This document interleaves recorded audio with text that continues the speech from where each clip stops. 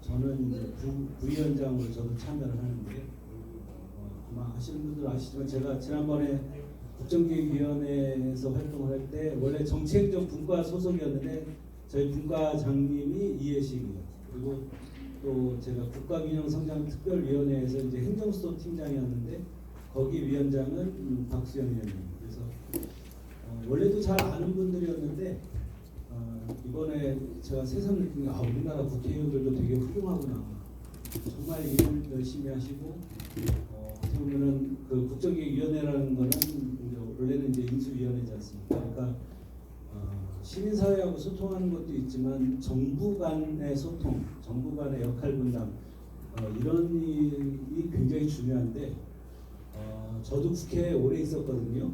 국회에서 이제 보좌관 생활도 오래 하고 당에서 정무조정실장도 했는데 국회의원들이 그런 일을 상당히 잘하는구나 제가 새삼 느껴서 저 개인적으로 아주 존경하는 분들이랑 같이 오늘 회의를 하고 왔고 또 도착하자마자는 또 우리 단복동에 있는 장애인 스포츠 시설에서 장애인 스포츠 관련한 또 토론회가 있었어요. 거기 또 가서 한 2시간 동안 말씀 듣고 잠깐 쉬었다가 이제 저희 본업으로 돌아와가지고 이제 새로운 생각 연구소에서 오늘은 사회연대 경제라는 주제를 가지고 초청 강의를 하게 됐습니다. 항상 약간 소소한 말씀이지만 저희가 이제 평일 저녁에 원래 직장인들이 옛날 토론회는 낮에 하니까 갈 수가 없다라고 해가지고 저희 연구소 창립이 항상 야간에 하고 있는데요. 늘 보지만 직장인들이 그렇게 많이 오시지는 않아요.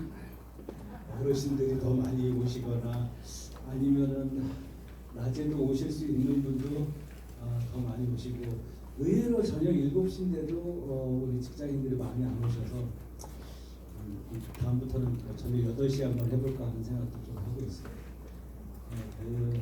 시간이 다 됐으니까요. 오늘 저희 새로운 생각 연구소에 9월 초청 강연회를 지금부터 시작하겠습니다. 항상 말씀드리지만 이제 간단한 의례를 좀 하는데요. 먼저 국민의례가 있겠습니다. 모두 자리에서 일어나서 정면의 국기를 향해 주시기 바랍니다.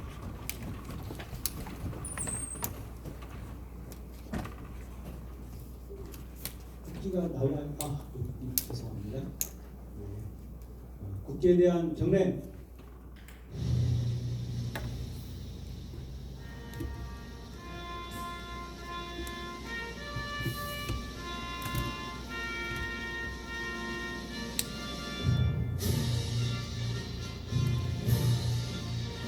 나는 사랑스러운 태극기야. 자유롭고 정의로운 대한민국의 무궁한 영광을 위하여 충성을 다할 것을 굳게 다짐합니다.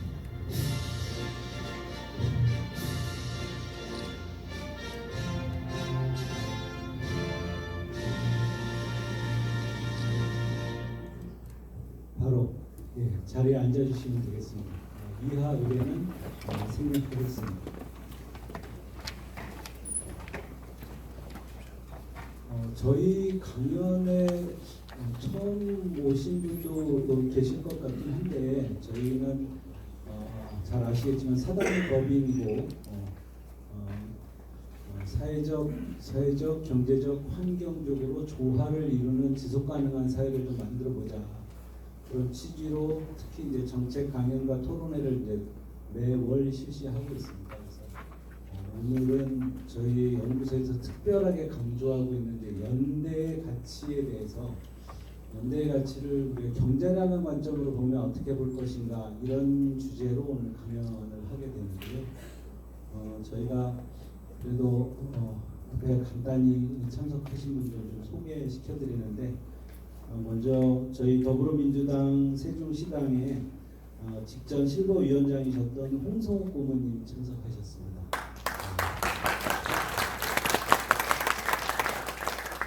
그리고 우리 당에 우리 이순열 전 의장님 모셨고 또 장완순 고모님 모셨고 또 아까 제가 안신일 의원님 어서 뵀거든요.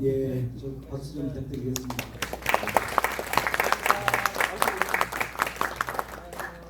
그리고 직전에 공주대학교 총장이셨던 원성수 총장이 오셨습니다. 그리고 우리 세종시의 세종마을교육연구소 유우석 소장님 오셨습니다. 그리고 우리 박지원 전 세종시 장애인연합회 회장님 오셨습니다. 그리고 저희 연구소 이사진을 대표해서 항상 이사진을 대표해서 우리 김기수 전 홍익대 부총장님 오셨습니다.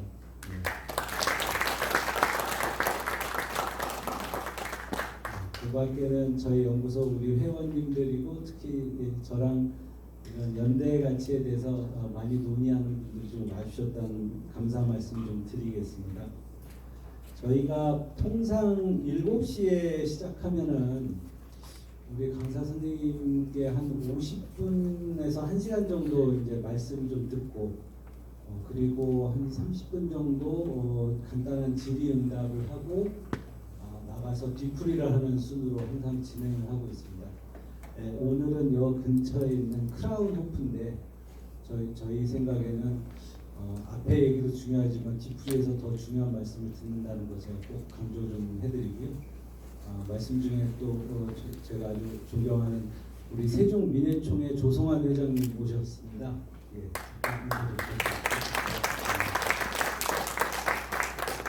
제가 오늘 역시 사람은 죄 짓고 살면 안 된다 이런 생각을 했는데 오늘 우리 강연을 맡아주신 선생님께서 이제 한국협동조합연구소 사회적 협동조합의 김기태 소장님이시라는 분인데 제가 생각해봤더니 예전에 제가 시에서 비서실장 할 때 그때 이제 조치원에서 제가 인사를 드렸었더라고요. 근데 우리나라 사회연대 경제에 대해서 실무적으로 또 이론적으로 어떻게 보면 가장 오랜 연세가 그렇게 많지는 않지만 가장 천착을 해오신 아주 훌륭한 분이다 제가 좀 말씀드리는데 벌써 한 7, 8년 전에 인사도 드리고 이렇게 뵙게 됐는데 특별하게 우리 민주당의 어르신이신 조일봉 어르신 아까 제가 뵀는데 어르신이 꼭 한번 이분을 좀 초청해 주셨으면 좋겠다 해가지고 모시게 됐습니다.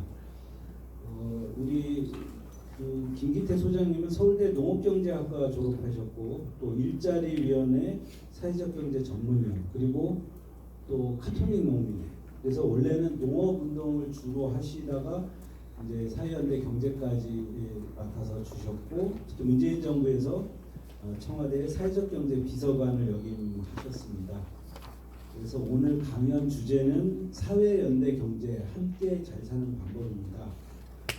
제가 아까도 말씀드렸지만 저희가 한국 사회에 항상 부족하다고 느끼는 게 이른바 자유와 평등에 대한 주장과 요구는 넘쳐나지만 하나의 공동체로 우리가 통합을 이루는데 제일 중요한 연대에 대한 고민이 우리 사회가 너무 부족해서 흔히 말하는 이제 각자 도생의 생계 사회가 된 게 아닌가 싶은데 경제라는 것을 언제나 우리가 이익을 추구한다라고 생각해왔지만 오늘은 그것과 굉장히 다른 시각, 문제를 해결하는 경제, 사람 중심의 경제의 말씀 좀 들을 수 있는 기회를 준비했고 저는 몽골 다 봤지만 몽골 끝에 가보시면 저희 세종시에 대해서 주시는 아주 중요한 말씀도 있거든요. 그래서 특히 시에 좀 자세히 끝까지 좀 봐주시면 감사하겠습니다.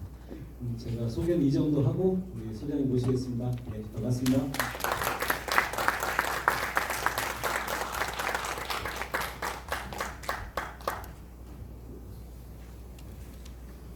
예, 불러주신 것만 해도 감사한데 이렇게 거창하게 소개를 해주셔가지고 더 어깨가 무거워진 것 같습니다. 혹시 그 세종 왔다 갔다 하면서 저 혹시 보신 기억 나시는 분 있으세요? 예, 세종 시민으로 3년 살았습니다. 3년 조치원에서. 그러다가 이제 협동조합 연구소의 소장을 하면서 3년을 살면서 세종시 마을기업지원센터 센터장도 하고요. 사회적 경제 아카데미도 2년 동안 진행을 했는데 청와대에서 불러가지고 그냥 눈물을 머금고 서울로 갔다가 일단 거기서 이제 주저앉아서 있는 상태입니다. 오늘은 이제 사회연대 경제에 대해서 말씀을 좀 드리려고 하는데요. 아마 좀 그전에 들어보신 분도 계시고 아니면 처음 들어본 분도 계실 테니까 최대한 쉽게 핵심만 쪽쪽 뽑아서 일타 강사 비슷하게 한번 해보려고 합니다. 사회연대 경제로 저 처음 들어본 얘기인데라고 생각하지만 실제 실물들을 보시면 저거는 나도 아는 거야라고 하는 게 있을 거예요. 우리가 일상생활이 제일 많은 게 먹거리니까 슨피스트 아시죠? 저게 미국의 농업협동조합입니다. 그 농업협동조합에서 나온 브랜드를 요즘은 옛날에는 혜틴가 롯데인가가 위탁 받아서 했는데 지금은 누가 하는지 모르겠고요. 요플레 드시죠? 건강하게.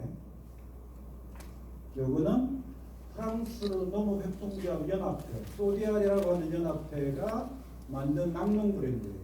요걸 이제 또 딴 데서 우리나라에서 갖고 온 겁니다. 햇살에는요, 우리 조치원 복숭아의 가장 강력한 경쟁 상대잖아요. 햇살의 복숭아는 우리나라 농업협동조합에서 경기도의 이천에 있는 복숭아 농가들하고 충북 음성에 있는 복숭아 농가들이 모여서 만든 조합 공동사업법이라는 게 있어요. 거기에 브랜드입니다. 그러니까 저것도 농협하고 관련이 있고, 서울우유 아시죠? 우리나라 낙농의 선두주자.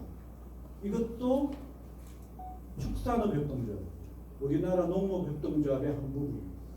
그러니까 우리가 마트 가서 그냥 좋은 브랜드네 해서 먹는 것들의 상당 부분이 사실은 농업협동조합이라고 하는 사회연대경제의 한 부분에서 나온 것들이고요. 제스프리는 뉴질랜드, 여기도 일종의 이제 수출 독점을 국가가 부여한 협동조합. 그 자회사가 만든 브랜드가 제스프리. 그러니까 이거 외에도 엄청 많아요. 그러니까 돼지고기는 어디 있고 뭐 어쩌고 저쩌고 해서 전 세계에 있는 농업협동조합들이 수출하거나 만들거나 이런 것들이 엄청나게 많이 있죠. 그래서 실제 우리가 모르고 사용하는 많은 일상생활들이 사실은 사회연대 경제가 만들거나 유통해서 만든 데들이다 라고 보시면 될 거고요. 저거는 먹는 거고, 이게 진짜 시간이 있으면 하나하나마다 한 3시간, 4시간씩 얘기할 수 있는 한살림 조합은 계세요? 예. 우리나라 생활협동조합입니다. 모토가 뭔가 하면 소비자는 농민의 생활을 책임지고 농민은 소비자의 생명을 책임진다 라고 해서 만든 유기농 중심의 생활협동조합이고요. 아름다운 가게는 아시죠? 네. 예, 옷 같은 거 이런 재활용 이런 거 도와주는 거고요. 요즘은 이제 저는 제일 안타까우면서 진짜 사회연대 경제 아니면 안 되는 게 이 발달장애인 협동조합인데, 요거는 뒤에 나중에 아주 많이 발달해가지고 연합회를 만들었어요. 연합회를 만들었다는 얘기는 발달장애인 협동조합이 많다는 거죠. 그 발달장애인 중에 여기는 관행한 게 아니고 뭐죠? 이제 실내학을 하는 그런 해먹 나눔이는 자활기업입니다. 자활기업은 뭔가 하면 생산적 복지를 한다고 그랬잖아요. DJ 대통령 때 그때 자활운동을 만들게 하고, 자활기업 이제 단순하게 돈만 받는 게 아니라 일자리를 만들어서 해서 자활기업을 만들어서 독립한 분들이 다시 이제 어려운 사람들한테 정부미 나눠줄 때 이제 하는 그 기업을 만들었습니다. 저건 이제 전국 기업입니다. 그러니까 그냥 돈만 받는 게 아니라 우리가 자활을 해서 또 어려운 사람들에게 사업적으로 도와주는 것을 전국적으로 하고 있습니다.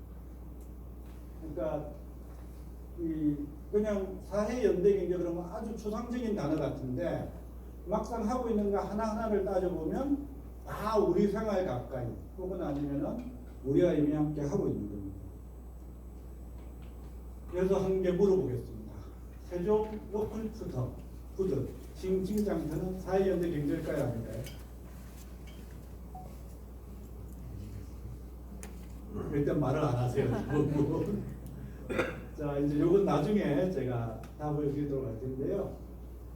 세종 로컬 푸드는 이 로컬 푸드라고 하는 속에서는 우리나라 최고 매출 매장을 갖고 있고요. 큰 4개를 만들어서 완주에 9개 다음이 되죠. 그거다 흑자를 보고 있고. 그래서 상당히 그 전국의 로컬 푸드 쪽 동네에서는 아주 유명합니다. 그리고 이제 이거를 그냥 유명하니까 그냥 놔두자가 아니고 이거를 좀 더 발전시킬 수 있는 방법에 대해서 고민해 봐야 되잖아요. 그 얘기는 좀 이따가 하도록 하겠습니다.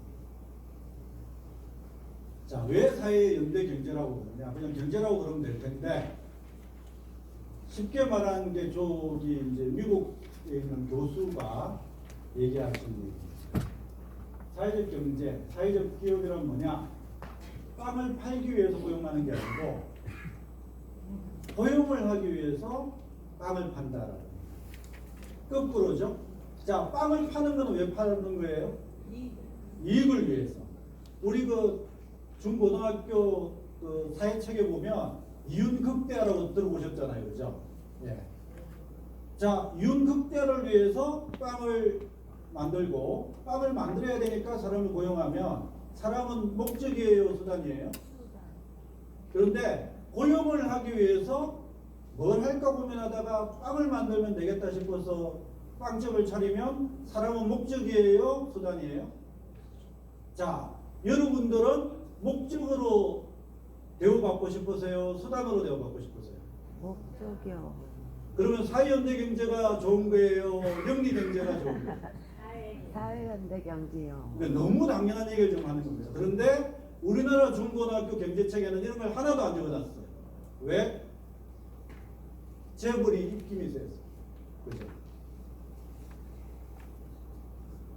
자, 그러면 이제 그러면은 야, 그 대학 교수가 물 좀 몰라서 하는 얘기고 세상은 그렇게 안 돌아가 이렇게 말씀하실 수 있잖아요.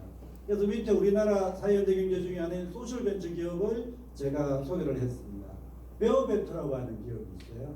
이 기업은 발달 장애인이 일하는 사회가 이 기업의 미션입니다. 그러니까 기업의 미션이 이윤극대가 아니고 우리 기업은 왜 만들었는가 하면 발달 장애인이 일하는 사회를 만들기 위해서 베어베터를 만들었다라고 홈페이지에 그렇게 적어놨어요, 자기들. 그러면 야, 그렇게 말해가지고는 몇 명이나 고용할 수 있겠으라고 생각하겠지만 처음에 5명으로 시작해가지고 12년 만에 1025명을 고용하고 있고요. 그 중에 발달장애인이 300명입니다. 그럼 700명은 왜 고용했어? 발달장애인만 데리고 기업을 해가지고는 살아남을 수가 없으니까 발달장애인을 고용하는 게 목표지만 그게 되려면 일반인들하고 같이 살아야 된다. 해서 이제 저렇게 만든 거예요. 그러니까 이런 사례가 여기만 있는 게 아니고 다양하게 많습니다. 그래서 이게 사회연대 경제고 충분히 잘하면 얼마든지 발전할 수 있는 실제적인 사례가 이미 우리나라에도 있다. 미국 경영학 교수만 입으로만 얘기하는 게 아니고, 그죠? 그래서 그런 게 저는 사회연대 경제라고 생각하는데요. 그건 너무 또 좀 강한 거 아니냐? 그럼 경제에 대해서 우리가 배운 거하고 너무 다른데라고 생각하실 텐데, 실제 경제라는 표현 자체부터 우리가 한번 따져보겠습니다. 여러분 경제라고 우리 배웠잖아요, 그죠? 이코노미 혹은 이코노믹스라고 배웠을 텐데, 그 경제라는 말이 실제는 경세재민이라는 말의 준말이에요. 경세, 세상을 경영하고, 재민, 어딘 백성을 구한다. 이거 누가 할 얘기입니까? 장사꾼이 할 얘기예요? 아니면 임금이나 높은 벼슬을 가진 분이 할 얘기예요? 그렇죠?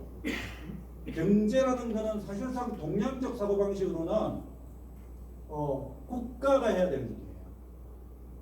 그래서 사실은 경제와 정치가 별로 떨어져 있지 않아요. 이게 언제 떨어졌는가 하면 19세기 말에 떨어진 거예요. 지난 인류 역사 그 앞에는 모르겠고 국가가 만들어진 그 한 기원전 1000년 전부터 19세기 중葉까지는 경제는 곧 정치였었어요. 그런데 지금 우리는 한 100몇십 년 정도 사이에 바뀐 경제학책을 보면서 경제는 정치하고 완전히 따로 놀아야 된다 이렇게 배웠잖아요. 그죠? 사실 그렇지가 않죠.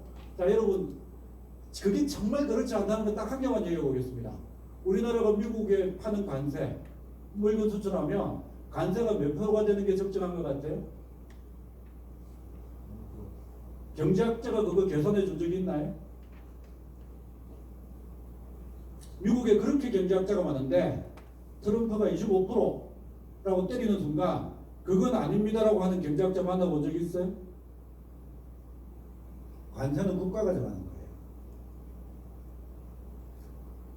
가장 중요한 수출에서 수출 시장에서 관세를 국가가 정해버리는데 거기에 정치와 경제가 떨어져 있겠습니까? 그건 붙어 있는 거예요. 다만 그 정치가 5천만 국민을 위하는 경제냐 아니면 한 100억 이상 부자들을 위한 경제냐 이 차이가 있는 거예요. 자, 그럼 아까 동양은 그렇다 치고 서양은 이코노미는 좀 그래도 시장 얘기하는 거 아니야? 원래 우리나라 경제 정책이나 뭐 국가 정책도 다 서양에서 들어왔잖아 하는 요 서양의 이코노미라는 말은요 오이코노모스라고 해가지고 저걸 그대로 번역하면 집안의 사정이에요. 집안 살림이라는 뜻입니다. 저 말이 이제 이코노미가 됩니다. 그러니까 서양도 마찬가지로 사실은 살림살이하고 그 다음에 완전 장사하는 것은 다른 거라고 생각을 했거든요. 그리고 살림살이가 경제라고 하는 이코노미라는 명으로 이제 된 거예요. 그러니까 다 마찬가지예요. 원래 경제학은 정치 경제학이었어요. 처음에 그 아담 스미스가 쓴 그 글들도 그때는 다 정치 경제학이라고 붙어 있는 데입니다. 그런데 우리는 자꾸 떼려고 하죠. 그럼 국가는 경제에 대해서 말도 하지 마라. 그럼 시장이 알아서 한다. 뭐 세금도 많이 매기지 마라. 뭐도 하지 마라. 그럼 누구만 좋아져요? 돈 많은 사람만 좋아져요. 그래서 아까 얘기했죠. 자, 여러분들은 5천만을 위한 경제와 정치를 할 거냐? 아니면 우리나라에서 100억 이상 되는 사람이 몇 명 정도 될까요? 한 10,000명 될까요? 10,000명을 위한 경제와 정치를 할 거냐? 저는 둘 중에 하나라고 생각합니다. 자, 시간을 저한테 1시간밖에 안 줬기 때문에 이 경제사와 관련된 얘기는 넘어가겠습니다. 근데 주의문 보시면요, 시장이라는 것도 뭐 무슨 유일한 자율적인 기구 뭐 이런 표현을 쓰는데 사실은 시장도 사이에서 떨어져 나오는 거예요. 부분집하고. 예를 들어서 조치원의 그 전통시장이 있죠. 거기 가서 있는 사람들한테 다 장사하시는 분이 한 200분은 넘어가는데 거기 한 분 한 분한테 가서 물어보세요. 왜 이 장사하고 있나? 이윤극대를 위해서라고 말할 사람이 몇 명이나 되겠어요? 뭐라고 얘기하는가 하면 살려고 내게 와서 물건 판다고요. 생존 경제. 저게 무슨 경제인가 하면요, 전통시장에서 물건 파시는 분들은 별 높은 어떤 목표가 없어요. 물어보면 뭐라고 하는가 하면 아이고 내 새끼 교육 잘 시켜서 결혼할 때까지만, 그죠? 그때까지만 내가 얘한테 학비 내주고 남부럽지 않게 해주면은 그럼 됐지 뭐. 이거 내 죽을 때까지 뭐 이렇게 겨울철에 불이라도 좀 잘 떼고 먹을 것 가지고 걱정 안 하게, 이런 걸 경제학적으로 단순 재생산이라고 해요. 그게 목표인 사람들이 대부분이에요. 그걸 생존 경제라고 합니다. 우리가 보통 하는 소상공인, 그죠? 전통시장에 계신 분 대부분 요 영역이에요. 그런데 그 중에 아주 생산성이 높은 사람들이 독점 영리 경제를 만듭니다. 이제 요게 이제 보통 보면 우리로 따지면 어딘가 하면 중견기업 이상, 그죠? 코스피에 등록된 상장된 기업들 이런 데가 이제 이런 데 속하는 데고요. 그리고 이제 공공경제가 이제 공기업이나 이런 데서 되죠. 여기는 뭔가 하면 독점은 독점인데 목표가 사회적 가치를 추구하는 거예요. 여러분들 그 우리나라 그 수자원공사가 돈 많이 못 벌죠. 돈 잘 벌려면 어떻게 하면 돼요? 수도값을 10배 올리면 돼요.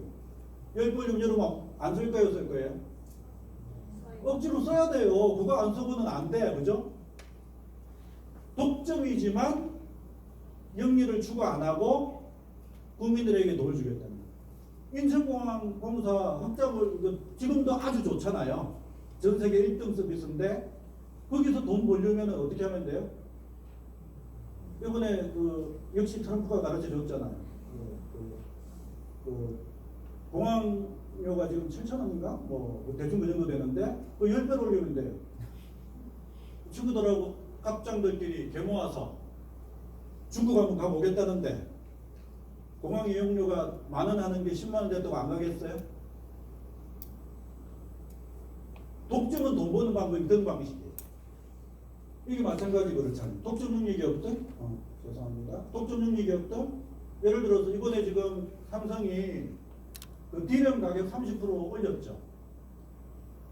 줘야 돼요. 왜냐하면 우리 전 세계 D램의 절반 이상은 삼성이 공급하거든요. 그래서 이 문제는 된단 말이죠. 그런데 어떤 게 있는가 하면요. 여기 독점이잖아요. 얘만 요리 땡기면 떼돈을 벌 수 있을 것 같죠. 그게 뭔가 하면 민영화예요. 근데 사실 민영화는 정확하게 말하면 이 민자가 백승민자잖아요. 사실은 사형화입니다. 사형화. 영어로는 프라이비테이션이라고 되어 있어요. 프라이빗, 개인화. 우리나라가 영어에 마사지한 거예요.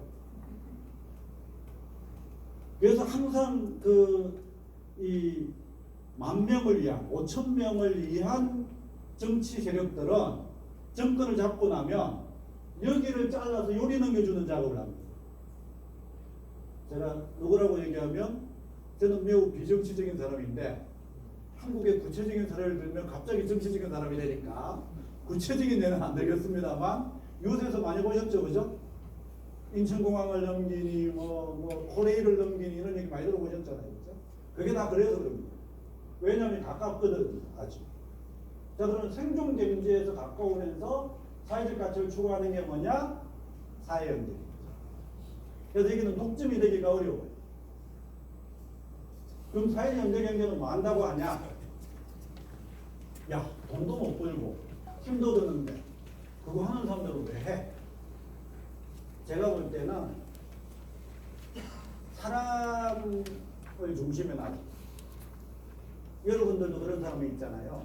어떤 문제가 있으면 피해버리는 사람이 있어요. 그죠? 근데 어떤 문제가 있으면 발벗고 나서 해결하려는 사람이 있죠. 혹시 여러분들 그 옛날에 그런 그림 보셨나요? 지하철에 사람이 끼었는데 막 문제가 되니까 우리나라 국민들 다 들어서 요리요리 밀어가지고 사람 빼는 거 기억나시죠? 그 사람들은 다 문제가 생기면 해결해 주려고 하는 성향이 있는 사람들입니다. 자, 그럼 경제도 마찬가지죠. 어떤 사람은 야, 내가 돈 벌면 땡이야 라고 하면서 경제에 들어오는 사람이 있고, 어떤 사람은 야, 무슨 문제를 해결해야 되는데 이 문제 정말 중요한데 라고 하면서 그거를 해결하려고 경제를 하는 사람입니다. 그래서 사회연대 경제는 처음에는 사회 문제를 해결하기 위해서 경제적 방식을 도입하는 거예요. 예를 들어서 아까 한살님 제가 얘기했는데요. 농약을 안 뿌리고 싶어. 농약을 뿌리다가 죽을 뻔한 사람들이 농약을 안 뿌리고 농사를 지어서 농산물을 만들면 어떻게 됩니까? 일단 벌레가 좀 먹어. 그죠? 그 색깔도 안 예뻐요.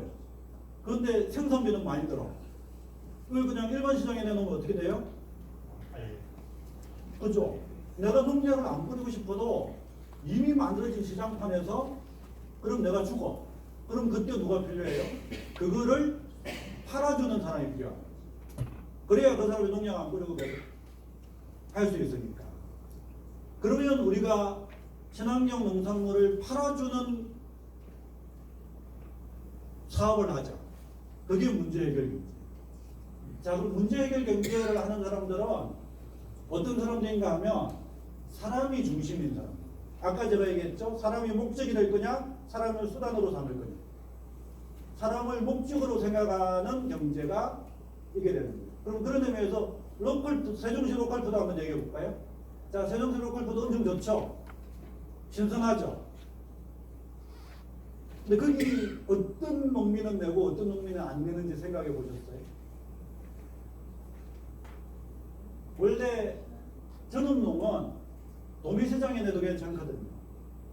어려운 농민들, 소농, 80세 할머니 혼자서 농사 짓는 분들이 1년에 호박 한 많아봤자 100개 정도 농사 짓고 쌀 농사 좀 짓는 분들, 이런 분들이 로컬푸드로 나와야 되잖아요. 근데 사실 세종시 로컬푸드 보면 안 그래요. 그러니까 우리 지역 농산물을 바로 우리 지역에서 쓰면서 신선하게 먹게 하고 지역 순환 경제를 위해서 노력하는 거는 다른 데보다 훨씬 좋지만 더 깊게 들어가 보면 고칠 게 많고 개선할 게 많구나라는. 왜 이런 생각을 하는가 하면 가장 불쌍한 농민이 누구예요? 80대 1인 가구 혼자 계시는 농민일 텐데 그분이 세종시 로컬푸드의 온기를 쬐게 해서 세종시 로컬푸드가 더 훈훈하게 만들어줄 수 있을까를 고민해야 하는 경제가 사람 중심이에요. 그렇게 사람 중심이 되면 그 동네 사람들이 모였기 때문에 그 경제들은 지역에서 돌겠죠. 그죠? 혹시 여러분들 그 유튜브에 검색하셔서 두도시 이야기 부산 볼로냐라고 검색에 치시면 1시간짜리 한 10몇 년 된 다큐멘터리가 나오는데요. 그거 보시면 부산에 있는 이마트에서 물건을 사면 돈이 반바퀴 돌고 빠져나간대. 부산에서 카드로 딱 긁으면 어떻게 돼요? 그 돈은 서울에 있는 은행으로 딱 꽂히죠. 그런데 볼로냐에 있는 생활협동조합, 산살림 같은 거 거기서 쓰면 돈이 그 안에서 서너 바퀴 돈답니다. 그게 지역순환경제. 우리도 로컬푸드에서 쓰면 어떻게 돼요? 최소한 우리 안에서 한 바퀴 반은 돌아요. 그죠? 그런데 아마 그냥 도매장에서 떼우면 어떻게 돼요? 도매장 물건 들어오는데 이제 업체를 말하면 좀 뭐 하니까 뭐 큰 업체나 뭐 프랜차이즈 이런 데 가면 긁는 순간 그냥 서울로 가는 거예요. 그래서 지역순환경제. 지역순환경제가 되면 어떻게 되는가 하면 경기가 안 좋을 때는 외부에서 있는 사람이 하고 있는 기업은 경기가 안 좋으면 애지간하면은 은행에 돈 넣어놓는 이자보다 모자란다 그러면 그 회사를 문 닫아요, 안 닫아요? 닫아버려요. 그러면 경기가 안 좋아지면 지역의 경기는 더 안 좋아집니다. 이게 대표적인 군산에서 2000년도에 있었어요. 전 세계 코로나 돼서 경기가 안 좋아지니까 군산에 있는 GM 자동차하고 H중공업 조선소가 한꺼번에 못 닫았잖아요. 그 순간 어떻게 돼요? 경제가 안 좋아지면 외부 자본에 의해서 만들어진 경제는 더 깊게 깔아앉아요. 근데 우리 동네 사람들로만 만든 거는 경제가 안 좋아지고 우리 돈 어디 딴 데 도망가면 돼요, 안 돼요? 도망갈 데가 없어. 죽으나 사나 이 안에서 해결해야 돼요. 그래서 경기 역진적으로 움직인다고 표현하는 거예요. 그래서 그 호황불황을 안 타고 가급적이면은 꾸준하게 갈 수 있는 경제가 됩니다. 남들 돈 엄청 벌 때는 못 벌지만 많이 못 벌지만 남들 다른 지역 경기가 꼬나 박을 때는 그래도 우리는 운영되는 거예요. 지역순환하면서. 저는 그게 세종은 훨씬 더 좋은 조건이에요. 이 네 가지를 맞추기가. 왜 좋냐 하면 일단 세종은 도농통합시예요. 즉 1차 산업, 2차 산업, 3차 산업이 다 있어요. 그죠? 이게 엄청난 겁니다. 서울에서 사회연대 경제 하려고 아무리 열심히 해도 서울은 1차 산업, 2차 산업이 없어요. 3차 산업밖에 없죠. 지역 순환을 하는 한계가 있는 거예요. 근데 세종은 다 있어요. 거기다가 이 도시 지역에 국가에서 월급 주는 사람들이 많아. 그죠? 경제 돌리기가 엄청 좋은 동네예요. 그래서 저는 한국의 사회연대 경제의 미래를 볼 누군가 한국 사회연대 경제의 미래를 묻거든. 눈을 들어 어디를 봐야 돼요? 그죠? 유엔에서 썼던 걸 제가 한번 살짝. 자, 80년 유엔의 과거는 대한민국을 보게 하고 사회연대 경제의 미래는 세종을 보게 하면 좋겠다라고 씁니다. 자, 그러면 제가 지금까지 떠든 거는 야, 그거는 제가 사회연대경제 무슨 연구소 소장이니까 그럴 거야 라고 할 수도 있는데요. 글로벌 스탠다드. 여러분 글로벌 스탠다드 그러면 뭐가 들어오세요? 한 20년 전에 글로벌 스탠다드 그러면 누구 따라하면 되는 거였어요? 미국. 그죠? 미국 유학 갔다 오신 분들 그런 얘기 많이 하시잖아요. 야, 미국은 우리보다 훨씬 낫다 야. 미국만 따라하면 우리가 발전한다 이렇게 얘기했는데 요즘 글로벌 스탠다드는 어디예요? 유엔 따라하는 거예요. 전 세계가 합의한 수준 거죠. 자, 그러면 전 세계가 합의한 유엔은 뭐라고 하고 있는가 하면 이게 유엔의 지속 가능 발전 목표라고 해가지고요. 2015년부터 2030년까지 전 세계 국가가 무엇을 해야 되는가를 정리한 자료예요. 보면 이제 뭐 1번부터 17번까지 쫙 이런 거를 해야 된다고 매겨놨는데 이게 우리나라는 거의 다 이제 그 사회연대 경제, 사회적 가치하고 연결이 되어 있어요. 요게 이제 한글로 제가 번역한 거고요. 그 중에 보시면 기하 종식이나 저런 노란식으로 되어 있는 거는 거의 우리나라가 된 거예요. 저거 이상 우리나라보다 더 잘하기도 어려워요. 사실은 저는. 대신에 이제 이런 초록색 계통들은 우리가 더 해야 되는 거죠. 근데 여기에 이윤극대가 있는지 찾아보세요. 이윤극대학. 뭐 소득 더 5만 달러 달성 뭐 이런 거 있는지 없어요. 그죠? 전 세계의 국가가 더 좋은 국가가 되기 위해서 우리가 원해야 되는 거는 GDP를 5만 달러까지 끌고 올라간다가 아니고 여기 있는 이런 내용들을 더 잘 만들어라고 하는 거예요. 그게 유엔이 정한 글로벌 스탠다드.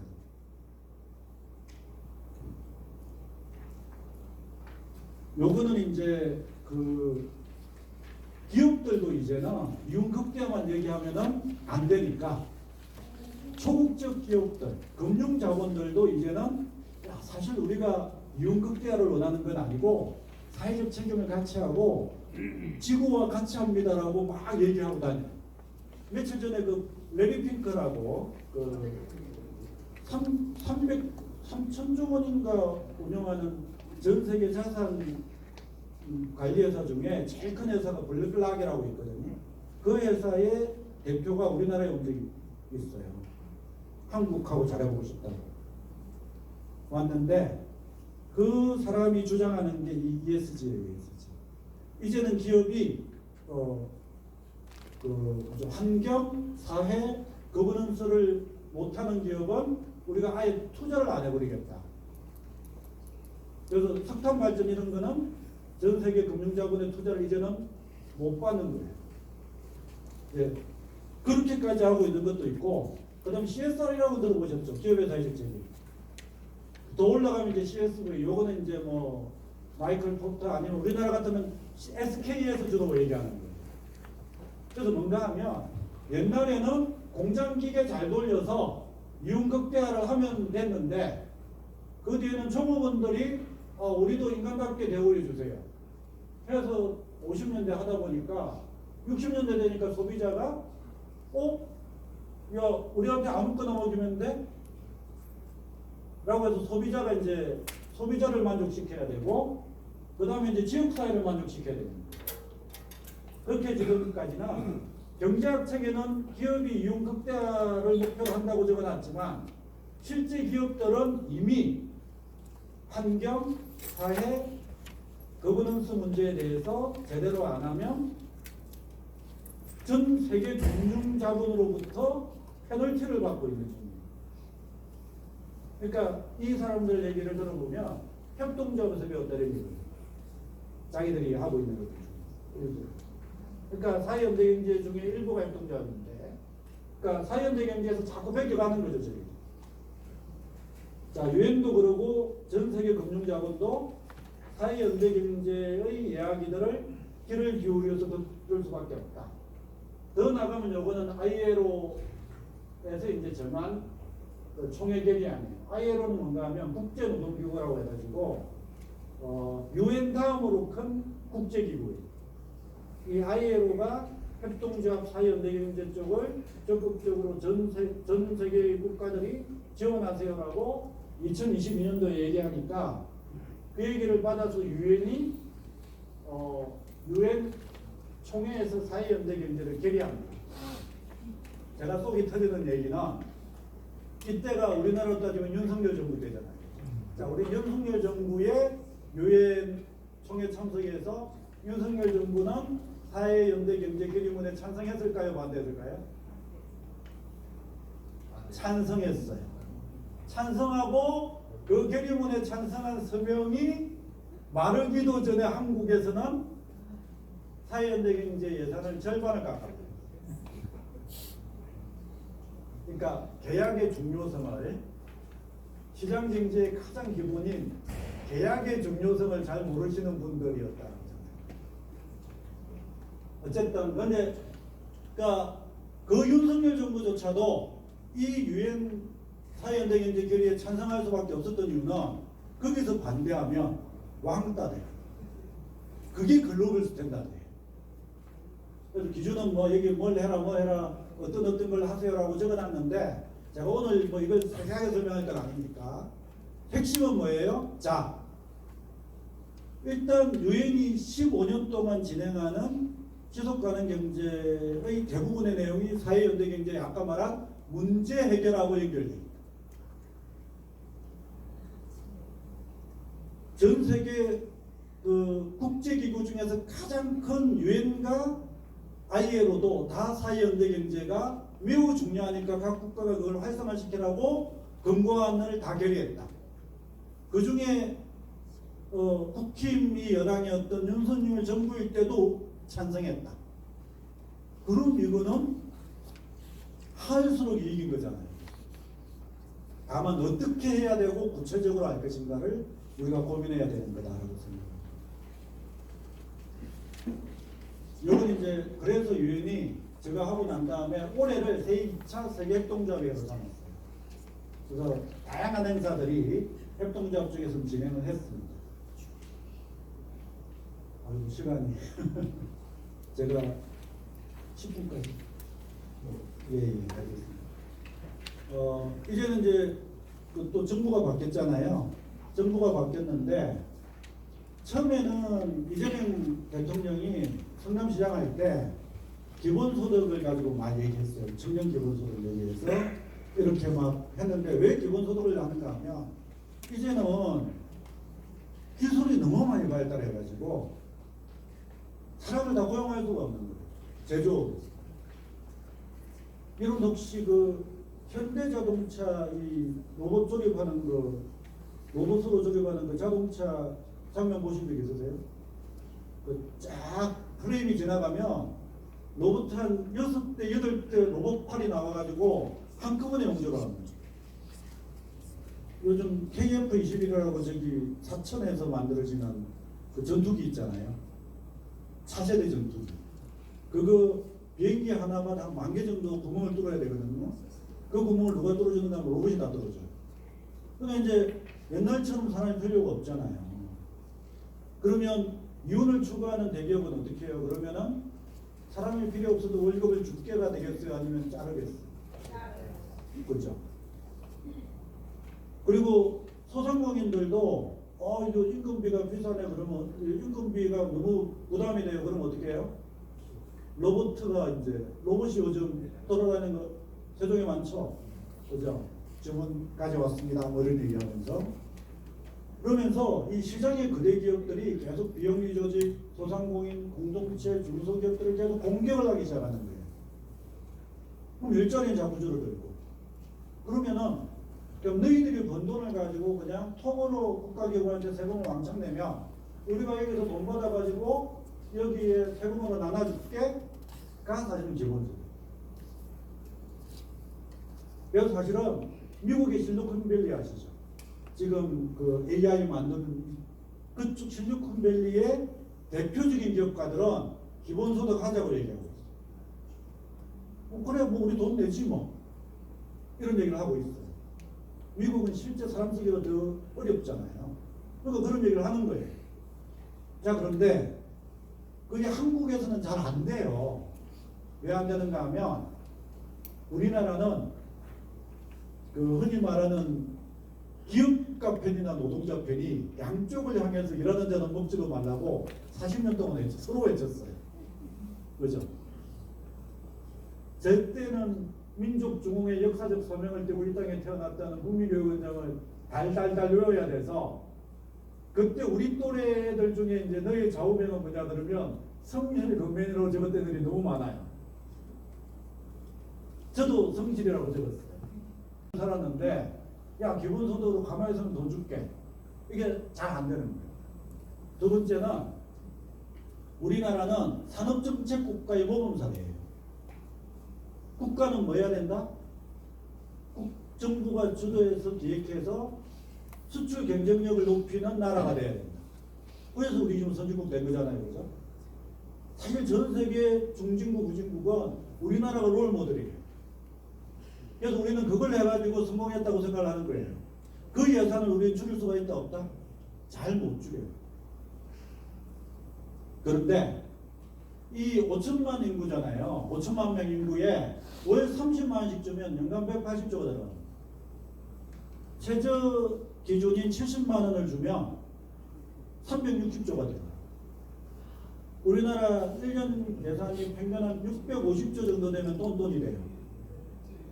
그 중에 저것만 줘도 절반이 들어가니까 저거 주면서 공무원 인건비 주고 산업정책국가 하려고 그러면 다른 걸 못하는 거죠. 그래서 사실은 앞으로의 미래가 기본소득이 필요하게는 필요할 거라고 다 믿지만 우리나라가 먼저 주도하기에는 국민 대다수를 설득하기가 어려워요. 이게 이제 사실 그 이론적 관점과 정책 수립의 관점의 차이예요. 정치도 그렇고. 그 다음에 또 이제 우리나라는 그 눈에 확 띄는 천연자원이 없어요. 석유 뭐 이런 거 있으면 우리는 써볼만 하잖아요. 그러니까 노르웨이, 사우디아라비아, 에미레이트 이런 데가 다 그래요. 근데 우리는 그런 게 없잖아요. 그러니까 말하기가 상당히 어렵다. 그래서 고민을 하다가 정책화시키기 위해서 다양한 것들을 고민했습니다. 그래서 국가 예산 갖고 주는 거하고 이런 기업 투자하는 거에서 수익이 난 걸 배당하는 거, 아니면 사회연대 경제 기업을 만들어서 거기서 나온 수익을 배당해 주는 거. 이렇게 세 가지로 배당, 기본소득 비스무리한 사명제를 만든 거예요. 뭐 공유부 이런 표현들이 이론에서는 많이 얘기가 되고 있습니다. 또 하나는 보편성을 일부 완화시키는 거예요. 청년한테만. 내년부터 하는 건 뭐 있어요? 농어촌, 주민, 기본소득, 시범사업. 그죠? 6개 분만 먼저 줘보겠다 이런 거. 그래서 연령별로 세분화하는 거, 지역으로 세분화하는 거. 그 다음에 또 뭐 지자체가 가진 자원을 가지고 배당해 주는 이 신앙군에서 하고 있는 거예요. 그러니까 보편성을 또 완화해서 이제 들어가는 방법이에요. 아니면 특정한 시기에 대해서 주는 거예요. 1년 12달 주는 게 아니라 특수한 어떤 시기에만 돈을 주겠다. 이번에 받은 것도 그런 거잖아요. 그러면 360조씩 안 들고도 조금씩 기본소득에 대한 국민들의 동의 수준을 높여나가면서 점차점차 할 수 있다. 라고 이제 하는 게 이제 기본소득의 정책 구체화로 가는 것이에요. 그걸 좀 더 확장해서 기본 사회로 한번 가보잖아요. 기본 소득을 좀 기대 수준을 낮추고 대신에 옛날에 국가가 해야 되는 사회 서비스를 좀 더 보편적으로 만들어 보겠다. 저는 그게 기본 사회라고 생각해요. 그러면 이 기본 사회에 대해서 이제 이번에 국정기획위원장 맡으셨던 분이 이제 그 전에 민주당 민주연구원 원장님 할 때 기본사에 대한 논리를 쭉 정리를 하셨거든요. 그 사항들이 대충 이러는데 제가 볼 때는 기본사회는 복지국가 플러스 성장국가 플러스 기본소득 플러스 기본서비스를 결합시킨 개념이라고 생각해요. 야, 뭐가 그렇게 복잡하냐? 정책을 짜보니까 그렇게 복잡하게 되더라고요. 제가 아까 청와대 사회적경제 비서관 했다 그랬죠, 그죠? 가보면 비서관끼리 싸워야 돼요. 서로 땅 따먹게 해야 돼요. 그러니까 막 하나의 이론과 하나의 원리만 갖고는 정책이 만들어지지 않더라고요. 그래서 이게 저는 어쨌든 이번 정부에서 가지고 가려고 하는 건데, 그걸 기본사회를 잘 만든다는 얘기는 무슨 얘기인가 하면 기본사회 서비스를 누가 공급해 줘야 되잖아요. 그죠? 여기서 제가 세종 시민인 여러분에게 물어보겠습니다. 자, 세종 시민에게 필요한 기본사회 서비스를 공급할 때 세종 사람들이 만든 기업이 해주면 좋겠어요? 서울 사람들이 만든 기업이 해주면 좋겠어요? 그게 사회연맹입니다. 딴 게 사회연맹입니다. 쉽게 얘기하면 이런 얘기입니다. 돈이 기본 서비스 한다고 중앙정부 예산이 들어왔는데 서울 사람이 하는 데서 서비스를 해주면 아까 말했죠. 반바퀴 돌고 나간다고. 우리 세종시민이 같이 만든 기업에서 그거를 하게 되면 최소한 돈이 한 바퀴 반이나 두 바퀴는 돌고 나갈 거 아니에요. 그렇죠? 기본사회 서비스를 누가 공급할 거냐. 그게 저는 기본사회와 사회연대경제가 맞닿아 있는 지점이라고 생각합니다. 그래서 기본사회는 주로 국가가 할 일이에요. 국가가 할 일이다. 국가가 해줄 일. 사회연대경제는 국가가 그런 역할을 할 때 그런 기본권을 보장하고 인간의 존엄을 국가도 지켜야 되지만 우리도 같이 지켜야 될 거 아니에요. 그게 협동이고 상호구조고 연대예요. 아까 제가 얘기했죠? 농약을 안 뿌리고 싶은 농민이 있어요. 그 사람과 연대하려면 우리는 어떻게 해야 되죠? 농약 안 뿌린 농산물을 사줘야 되는 거죠. 농약 안 뿌린 농산물을 안 사주면서 아이고 농민이 불쌍하네 그러고 있으면 연대한 게 아닙니다. 밑에 이제 국가는 기본적인 삶을 보장해야 되는데 그러려면 우리가 자율적으로 경제조직을 만들어야 돼요. 아까 얘기했죠. 자, 기본사에 대한 어떤 예산이 내려오고 정책이 생겼는데 서울 업체를 안 쓰고 세종 업체를 쓰고 싶잖아요. 문제는 세종 업체보다 서울 업체가 더 잘해. 그럼 어떻게 해야 되죠? 세종 시민이 죄 지은 것도 아니고. 그래서 우리가 할 일은 세종 주민이 만든 기업만 만들고 끝날 일이 아니고 세종 주민이 더 좋은 서비스를 줄 수 있는 기업을 만들어 내려고 다 함께 노력해야 돼요. 그런데 처음에는 우리나라 속담에 그런 게 있잖아요. 첫 술에 배부르지 않겠죠. 그런데 첫 숟가락 안 뜨고 100번째 마지막 숟가락 한 숟가락 먹고 내가 배부르겠다고 얘기하면 안 되는 거잖아요. 그죠? 그때 뭐가 필요한가 하면 우리가 참아줘야 되고 같이 희망을 품어줘야 되죠. 그게 연대예요. 그런데 3년 4년을 기회를 줬는데 안 된다 그러면 어떻게 돼요? 사장을 바꿔야 되겠죠. 야, 그 기업에 걔는 도저히 안 되겠더라. 바꿔야죠, 당연히. 촉진을 해야 됩니다. 저는 그게 공동체 기반이고 상호를 하는 거예요. 그럼 지자체는 뭐 해야 돼요? 그런 기회와 그런 인내와 그런 것에 대해서 세종시민과 함께 해야 되겠죠. 사실 세종에도 전국적으로 모범이 되는 사회연대경제 조직들이 있습니다. 그거는 제가 다음에 시간 나면 소개를 해드리려고 하고요. 어쨌든 그게 기본사회와 사회연대경제의 관계예요. 그래서 그 얘기를 이미 아까 아까 말한 대로 이제 그러면 뭐 할 거냐인데 돌봄, 주거, 교통, 교육, 식생활, 먹거리 이거 다 우리가 쓰는 돈의 한 70% 될 거예요, 그죠? 요것들을 우리가 기본 사회 서비스로 하면 이걸 우리 세종에서 사회연대 경제로 만들어보자 라는 게 이제 우리가 꿈을 꿔야 되는 거죠. 요거는 이제 그냥 국정과제 그래서 그런 거를 국가가 하겠답니다. 이제 참고하시면 되고요. 그 다음에 요건 아까 기본사회연구국이라고 인터넷 검색하시거나 민주연구원 들어가 보시면 가장 쉽게 읽을 책을 하나 만들어 놨는데 그 책에서 기본사회와 사회연대경제, 사회적 경제가 어떤 관계를 맺는가를 제가 쭉쭉 추천해서 적어 놓은 겁니다. 아마 그 자료에 들 테니까 나중에 보시면 되고요. 글자가 좀 작다 그러면 아마 그 여기 연구소 연락하시면 파일로 받으실 수 있을 거예요. 이렇게 참고하시면 될 것 같습니다.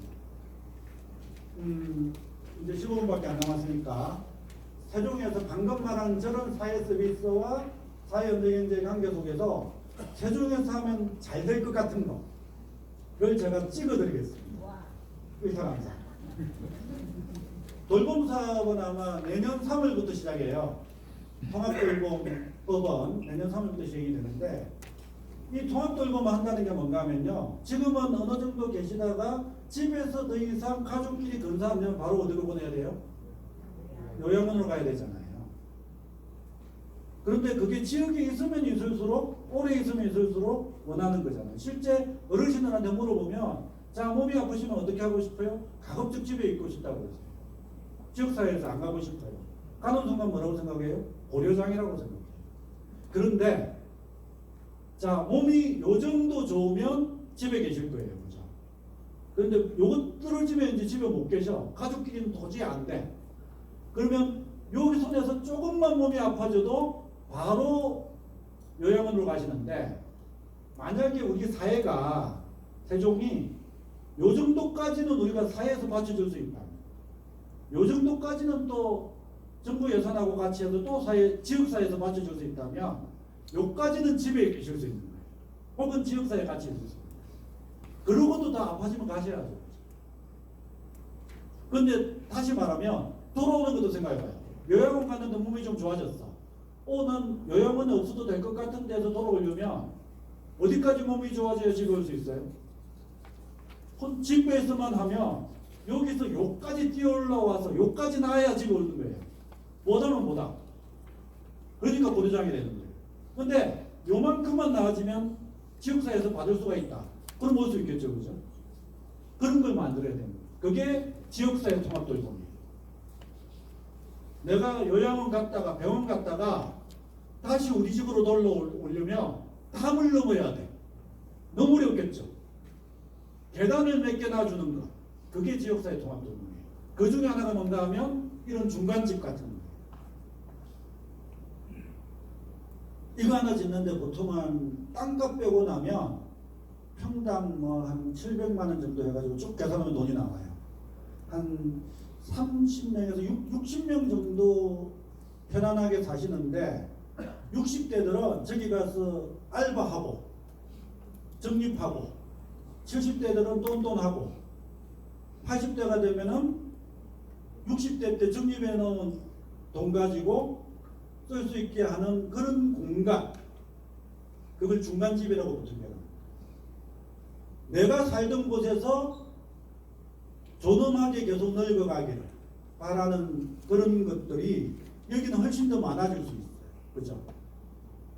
그런 것들을 저는 만들면 좋겠다고 생각해요. 요게 이제 이건 일본 카시와시의 그 조감도인데 저는 이런 게 세종에서 반경 1km 안에 한 개씩 있었으면 좋겠다고 생각해요.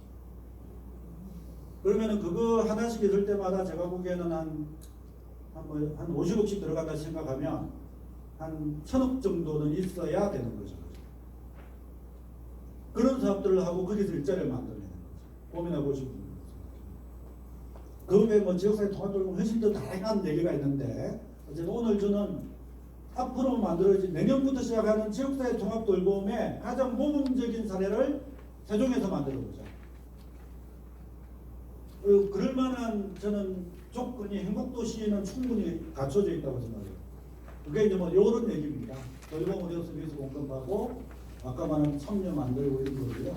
제가 알기로 공공부지들도 많이 있으니까 좀 더 쉬울 것 같아요. 두 번째 에너지. 아까 그 공유자산 혹은 아니면은 정부가 하고 있는 사업에 대해서 이걸 에너지 협동조합이나 이런 걸 만들고 배당을 해준다 이런 거 아까 말씀드렸는데 여기는 왜 유리한가 하면 세종이 도농통합시면 유리한 건 뭔가 하면요. 개통 문제를 고민하는 거예요. 우리 안에서 돈을 쓰면 우리 안에서 이 도시 농촌 지역에서 쭉 재생에너지 태양광 발전을 만들면 그걸 어디로 땡기면 돼요? 세종 행복도시로 다 땡겨도 모자라요 사실. 그죠? 15,500볼트까지 승합 안 시켜도 되는 거예요. 그럼 훨씬 더 싸져요. 완전히 그렇게 동계산은 안 해주지만 이론적으로 보면 우리는 훨씬 더 싼 전기를 쓸 수 있는 거예요. 그러면 대신에 이제 우리 농촌, 조치원업과 뭐 여러 면에 한 100명 정도가 한 달에 100만 원씩 받을 수 있을 정도의 태양광 발전들을 쭉 지역 주민들하고 같이 깔면 야 거기서 1년에 5명씩 들어오면 청년들 들어오면 장학금 준다. 그죠?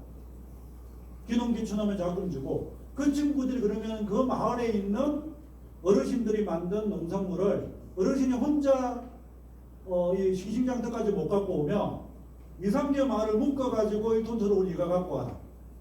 1톤 트럭은 농협이 내든 누가 내든 사주고 그죠? 아니면 그 마을 사람 누가 쓰는 거 그냥 임대할 수도 있고. 자 이렇게 그림을 그려보면 어떨까요? 서울은 태양광 설치할 데가 없어요. 너무 빡빡해가지고. 전남은 태양광을 설치해도 쓸 데가 없으니까 서울로 보내야 돼. 한전이 교통 연결 안 시켜주면 못 써요. 근데 우리는 우리 건 우리가 다 쓸 수 있는 거예요. 이런 마을을 지금 경기도 무슨 고양리 같은 마을을 우리가 면마다 10개씩만 만들면 어떻게 돼요? 한 80개 마을이 에너지 마을이 되죠. 지금 국면이 한 8개 정도 나오죠. 정확하게 제가 말했습니다만 그 정도 되는 데들을 우리는 우리 세종시 스스로 해줍니다. 그러면 거기에 들어가는 마을버스들을 그 마을이 나누어 가지고 돈을 주고 한 개 더 하자면 그 마을버스를 굳이 45인승 큰 거 집어넣어 가지고 적자 많이 보지 말고 그 마을마다 있는 교회 봉급버스를 세종시 조례를 가지고 그 마을 주민을 태워서 순환하는 것은 가능하게 만들면 돈 별로 안 들어가고 교통 문제 해결되지 않을까요? 마을버스 개념으로. 그러니까 이런 그림들, 이런 게 저는 세종이 특광역이지만 도농통합이기 때문에 가능한 그림이라고 생각합니다.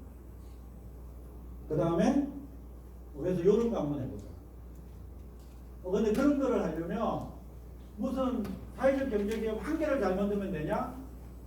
안 돼요. 그게 아니라 그런 다양한 사회적 경제기업들이 만들어져서 컨소시엄을 짜야 되는 거예요. 요거는 이탈리아의 그 카디아이라고 하는 그 일종의 돌봄협동조합입니다. 아까 지금 지역사회 통합돌봄 얘기했잖아요, 그죠? 돌봄협동조합인데 이 돌봄협동조합이 이것만 해도 사실 엄청나게 전 세계적으로 모은 사례인데 여기가 이탈리아 볼로냐의 어린이집 정책 사업을 하는데 혼자 들어가기 뭐하니까 치페아라고 하는 건축협동조합하고 캄스트라고 하는 우리로 따지면은 도시락 협동, 행복도시락 같은 협동조합하고 세 개가 컨소시엄을 짜서 이 프로젝트에 들어가는 거예요. 그래서 볼로냐에서 가장 모범적 있는 어린이집을 운영하고 있어요. 영리기업은 이런 식으로 하나요, 안 하나요? 잘 안 해요. 그죠? 우리가 다 하고 말이지. 그런데 사회현대경제는 우리한테 중요한 건 뭐죠? 우리가 가지고 있는 문제를 해결하는 거잖아요. 그 해결하는 사람들끼리 협력해서 컨소시엄을 짜면 되는데 우리나라는 아직까지 컨소시엄을 짤 때 이 주기업의 자본금과 신용도밖에 측정을 안 해요. 그러니까 공동계약에 대해서 계약 시스템 자체가 매우 컨소시엄 짜거나 협력하거나 연대하는 거를 대우를 안 해주는 제도예요. 저는 세종에서 누군가가 하게 되면 그런 것들을 저는 끄집어 올리는 정책을 만들어야 된다고 생각해요. 이거를 봐도 저는 경제와 정치는 멀리 떨어지지 않다는 거죠. 세종시의 지방자치단체의 정책을 어떻게 짜는가에 따라서 진짜 세종 시민들이 주인이 되는 사회연대 경제를 20%까지 끄집어 올릴 수 있느냐, 아니면 그냥 가만히 놔두면 그냥 5% 4%에서 끝날 거냐. 그건 여러분들의 몫이랍니다. 세종 시민들의 몫이다. 그래서 세종 경제와 사회가 정치가 떨어져 있지 않고 경제와 사회가 떨어져 있지 않고 주민들의 역량과 우리 세종시의 지역순환 경제가 떨어져 있지 않다. 세종시 사실 그 서울에 있는 사람들, 출장 다니는 사람들이 세종에 대한 평가가 뭔지 아세요? 비싸기만 하고 맛만 없다. 음식이 왜 그랬겠어요? 이게 다 프랜차이즈라서 그런 거예요. 프랜차이즈가 많아요. 그죠? 그럼 이제 저거 하나하나를 세종 주민이 주도하는 뭔가로 만들어 나가는 것, 좀 그런 것들이 진짜 세종시의 세종시다운 거라고 생각합니다. 아까 제가 이제 발달장애인 같은데 이건 대전에 있는 거예요. 연리제약동자들하고 발달장애인 부모의 가장 큰 문제는 뭔가 하면 내가 아무리 부자라도 그래서 내가 죽을 때 재단법인에다가 돈을 1,000억을 맡겨도 어떻게 돼요? 못 믿죠. 내 죽고 난 다음에 재단법인이 이 사회가 무슨 결정할지 모릅니다. 그래서 사회적 협동조합을 만들어요. 왜냐하면 가부 마음은 호라비가 안 나고 이후에 발달장애인의 사회적 협동조합의 이사들도 다 자기 아들이 자기 딸이 발달장애인이니까 그죠? 그래서 발달장애인 사회적 협동조합이 전국적으로 많아지는 이유예요. 땅이 문제잖아요. 사회 문제 해결. 내 아들이 발달장애인인데 이 문제를 어떻게 풀까? 뭔가 적정하게 소득거리도 만들면서 그 공동체 안에서 적정하게 열심히 하면 존중도 받으면서 욕 안 들어먹어가면서 애가 자제를 안 하면서 그런 경제 공동체를 어떻게 만들어주지? 생각해보면 사회적 협동조합. 그래서 지금 이런 데들이 전국적으로 만들어져서 아까 말한 발달장애인 협동조합 연합회가 만들어집니다. 세종에는 제가 볼 때는 발달장애인 딱 한 번 없고요. 경계성에 대한 부모님들이 만든 그 조합이 있고 그게 그 협동조합으로 전환하는 사례는 있어요. 그렇죠? 그거는 전국 사회서비스원의 모범 사례예요. 세종에 그런 사례가 있어요. 그 다음에 여기는 방치될 뻔한 이 건물을 아예 그 농촌 주민들이 나서가지고 되살렸어요. 이거 지금 면당에 많죠? 땡땡 마을 뭐 어쩌고 저쩌고 해가지고 뭐 적게는 10억에서 많게는 70까지 넣어서 건물은 지었어. 그죠? 어떻게 쓸 것인가? 방치되고 있는 것들이 막 이게 분명히 세종도 있을 거예요. 그걸 주민들이 어떻게 할 건가를 고민을 해야 됩니다. 근데 그 지역 주민들만 갖고는 어려우면 뭘 해야 돼요? 도농협력 관계망을 만들어야 되죠. 그렇죠? 어쨌든 이런 사례들도 실제 이게 송악이면 한 1시간이면 가죠. 송악에 송악 민속 들어가기 옆에 있는 건물이 하나 있어요. 그 건물을 마을 주민들이 협동조합으로 활성화시켜서 운영을 하고 있습니다. 자, 이제 마지막이네요. 첫 번째는 저는 세종이 꼭 다음에 해야 되는 건 뭔가 하면 무너지고 훼손돼 있어요. 사실은 원래 세종이 마을기업지원센터하고 사회적 경제 공동체 지원센터를 만들면서 사회적 경제, 사회연대 경제, 마을 공동체, 주민자치를 하나로 묶었고요. 요즘은 이 사례를 전국적으로 확산하고 다른 사람들이 다 보고 있는데 막상 세종은 그게 없어져 버렸죠. 다시 복구해야 된다고 생각해요. 실제 아까 말한 대로 마을 공동체에서 그 경계선 조합이 만들어졌잖아요. 공동체 하나가 올라온 거죠. 따로따로 뗀 게 아니라 하나의 조직에서 그걸 끌고 왔던 거예요. 그래서 저는 어쨌든 시민들은 가급적이면 같이 뭉쳐 있어야 돼요. 기능적으로 따로 떼지 말고 기재부는 뭐, 행안부는 어디, 이거는 중앙정부가 할 얘기고, 지역은 시민은 연대하고 뭉치려면 항상 똑같이 쪽수를 갖고 뭉쳐야 된다고 저는 봐요. 그러려면 주민자치와 마을공동체와 사회연대경제는 가급적이면 같이 가야 된다. 그걸 복원해야 하는 게 저는 중요하다고 생각합니다. 두 번째는 아까 로컬푸드 주식에서 얘기했는데요. 아직 사회연대경제 기본법을 만들고 있는데 그 법에 따르면 세종시 로컬푸드 주식회사는 사회연대경제가 아니에요. 대신 그가 있습니다.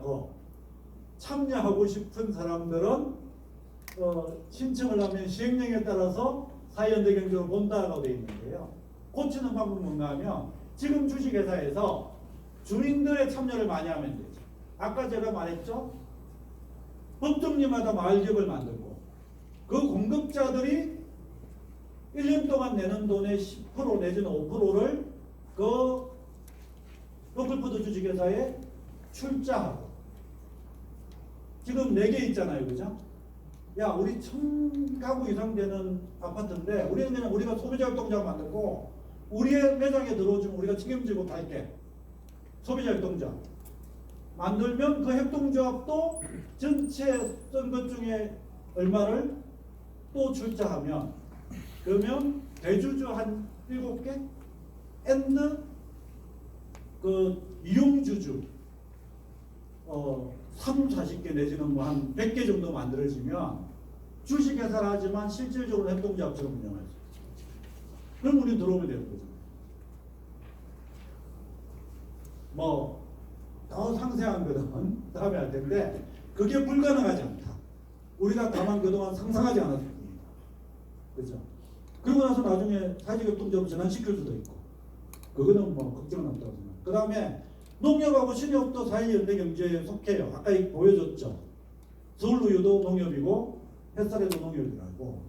근데 그 신협하고 농협이 그러면 우리 세종시의 발전을 위해서 뭘 해야 될까요? 그거를 전 고민해야 된다고 생각해요. 실제 저기 그 정읍의 생골농협이라고 있습니다. 정읍시에 가면 거긴 면마다 마을마다 이 물건 파는 데 없잖아요. 그러면 농협이 많은가 하면 마을마다 순회하면서 아주 중요한 생활 필수품을 돌면서 파는 그 트럭 전방을 만들어서 돌려요. 농협이. 세종은 뭐 그렇게까지는 안 해도 될 것 같이 좀 가깝긴 하지만, 농협이 농민들뿐만 아니라 지역사회에서 위해서 할 수 있는 일은 엄청 많아요. 아산 인주농협이라고, 아산에 가면 인주농협이 있는데 거기는 농협이 나서서 노인 요양을 만들어놨어요. 그때 그 조합장이 저한테 뭐라고 했는가 하면 70평생을 인주에서 농사 지으신 분들이 어느 날 사라진다는 거예요. 자식이 데리고 간대요. 서울 사는 자식이 더 이상 아까 말한 집에서 보살피기 어려우니까 부모님을 모시고 요양원에 넣는데 인주까지 오긴 어려우니까 가까이 있는 데 넣는.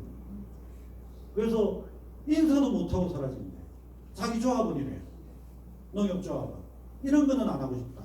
그래서 농협이 나서서 인주농협 그 동네 노인 요양원을 만들었어요.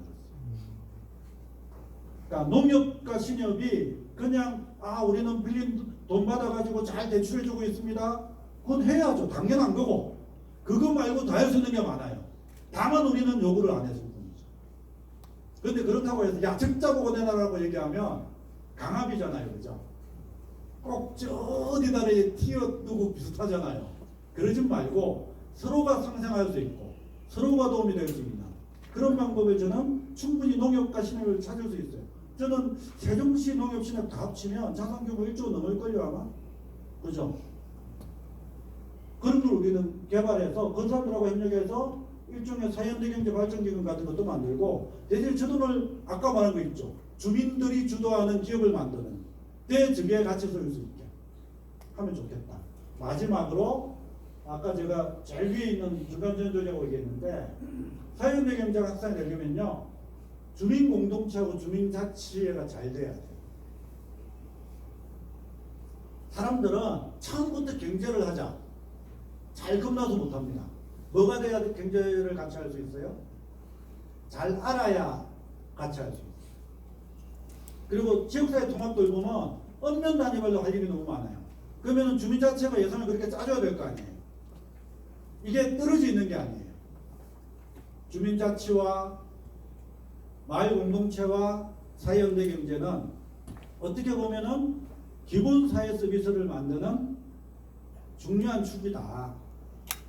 그리고 그게 될 때 우리는 상호 협력하고 연대하는 세종시를 만들 수 있고 일상적인 상호 연대와 협력이 충분하게 바닥에서 두툼하게 깔릴 때 그 위에 우리가 경제 사업을 같이 하는 것도 훨씬 더 성공률을 높일 수 있다라고 생각해요. 자, 사회연대 경제는 세종시의 문제를 해결하는 경제예요. 왜 우리 문제를 해결하는 데 노력하는가 하면 세종 시민들을 중심에 놓기 때문에 그래요. 그렇기 때문에 세종시에 들어오는 돈은 최대한 2바퀴, 3바퀴, 4바퀴, 5바퀴 돌려서 우리 사람들, 세종시 사람들의 지갑을 조금이라도 더 두툼하게 만들어주고 빠져나가야 될 거고 지역순환. 그래서 그게 우리 전체 GRDP, 세종시 소득의 포션이 비율이 높으면 높을수록 세계 경제가 흔들리든 국가 경제가 흔들리든 세종 시민들의 행복은 출렁되지 않고 잘 지속 가능할 것이다. 저는 이게 세종시 사회연대 경제가 꾸는 꿈이라고 생각합니다. 같이 하실 겁니까? 네. 박수였습니다.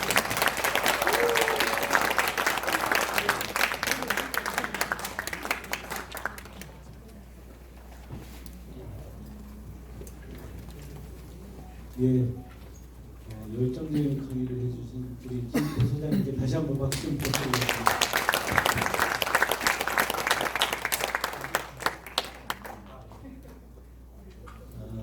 저희가 예전에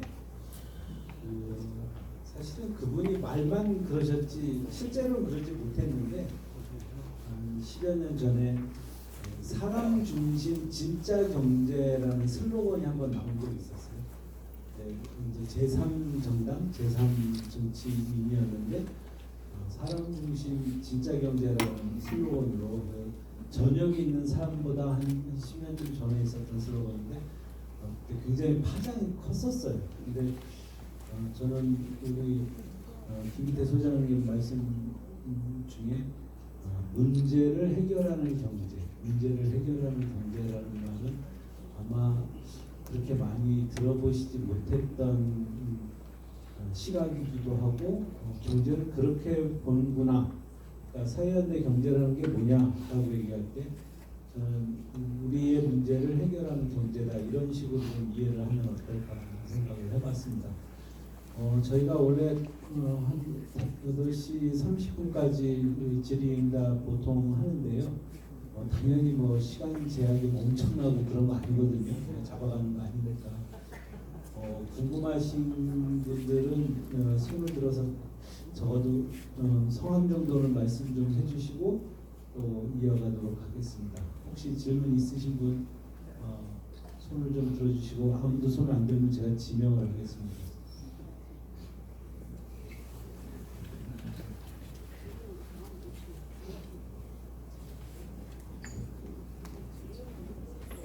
네, 이광주라고 합니다. 아까 주민공동체하고 마을공동체하고 같이 협력하는 거를 말씀하셨는데 사실 주민공동체가 예산은 다 갖고 있고 마을 공동체는 제가 활동을 하고 있고 현재 마을 공동체 옆에 이사도 하고 있지만 함께 하려고 하면 항상 배척당. 예. 회의도 끼지 못하고 뭘 하려도 하지 못하고 지금 중간 조직 없어진 지적은 잘 하셨고요. 그렇지만 중간 조직이 있다 하더라도 3년 이상 계속해서 독점하게 되면 그쪽도 역시 문제가 되기 때문에 그것도 바뀌어야 됩니다. 3년이든 4년이든 5년이든 만에 바뀌는 걸 보여주면서 해야 되지 한 업체가 계속 중간 조직을 맡아서는 안 됩니다. 그런 형태도 같이 집어넣어야 할 것 같고요. 그 다음에 또 하나 재생에너지 아까 말씀드렸듯이 태양광으로 해서 그렇게 하는 건 저도 찬성합니다. 그러나 태양광으로서 생기는 것에 대한 문제점도 많습니다. 바람이 많이 불 때라든지 경사면에 잘못 놓았을 때라든지 오히려 그로 인해서 여러 문제점이 발생한 사례들이 많거든요. 그래서 여기 지금 세종시가 그렇게 농촌이 그렇게 돼 있다 해서 그 에너지가 과연 그 정도 양이 되는가는 확실하게 그 전력량을 계산한 다음에 하는 것이 맞다고 봅니다. 그냥 무조건 추천해야 할 방법은 아니라고 봅니다. 네. 혹시 다른 분 계시면 두세 개 받고 한 번에 말씀드리겠습니다.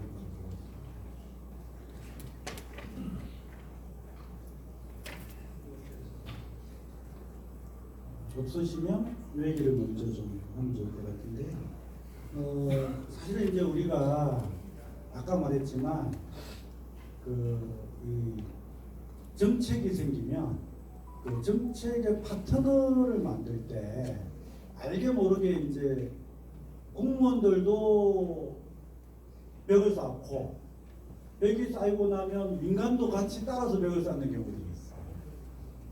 그래서 그거는 저는 그동안 우리나라가 계속 가지고 있었던 이런 문제들이고요. 이제 그거를 이제 해결해 나가는 게 저는 연대라고 생각합니다.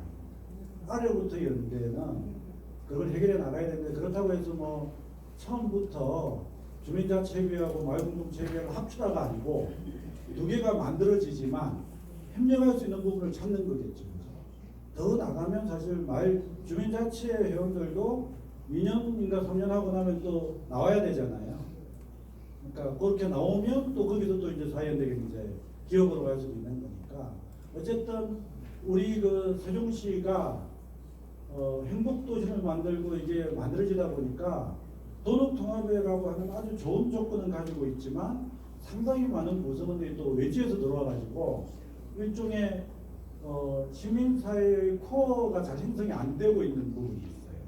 그래서 저는 이거는 시간이 걸린다. 그러니까 정부 예산은 1년만이라도 바꿀 수 있지만 사람과 사람과의 관계, 그 사람과 사람과의 신뢰는 시간이 축적돼야 된다고 생각합니다.